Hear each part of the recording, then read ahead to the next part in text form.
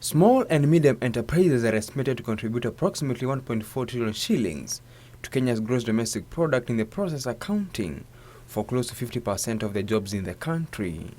Although 48% of the 2.3 million SMEs in Kenya are owned by women, their businesses tend to occupy the lower end of the segment, leaving the more lucrative sectors such as export to men. According to United Nations Conference on Trade Secretary General Dr. Mukhisa Kituyi, the continued focus on male-dominated businesses such as export that has left women with small-scale entrepreneurial ventures is not a sustainable business model for the country. And in most African societies, the food crops are women crops. The export crops are men crops. And many times government policy about empowerment targets male crops at the expense of women crops. You say we are progressing because we have now reduced the acreage that is under potato and yam and cassava. We have increased coffee. Often you are reducing the agricultural segment of the woman and expanding the segment of the man.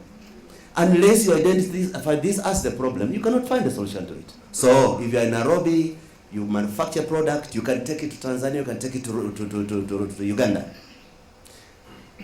While this is being seen as progress, cross-border trade by the border communities, women selling potatoes to the neighboring village across the border, is called smuggling.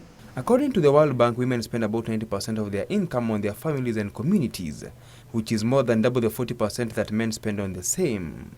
Dr. Kituyi says financial institutions should focus on financing women-led businesses, not as a corporate social responsibility, but as a sustainable business model, and to fight poverty. And looking at physical space, the role of banks to strengthen enterprise, particularly targeted women enterprise. It is not about corporate social responsibility. It's about sustainable business model. He says even though Kenya has liberalized trade, some contentious policies such as allowing import of commodities that can be produced locally is putting pressure on the affected Kenyans, which is not good for the country. We are all in the business of liberalizing trade. But let's look at what happens when we liberalize agriculture. The first thing we do as a country is to look at how do we strengthen those who are into export trade. And many times we have to open up our markets for commodities that are not in export trade but affect those who produce for the local market. How do I mean? Every time you are importing food substances, you are putting pressure on those who produce food. And sometimes you're trading off the economic well-being of those who produce food against the welfare of those who produce crops for export. Nicholas Nduati, News Hour Business.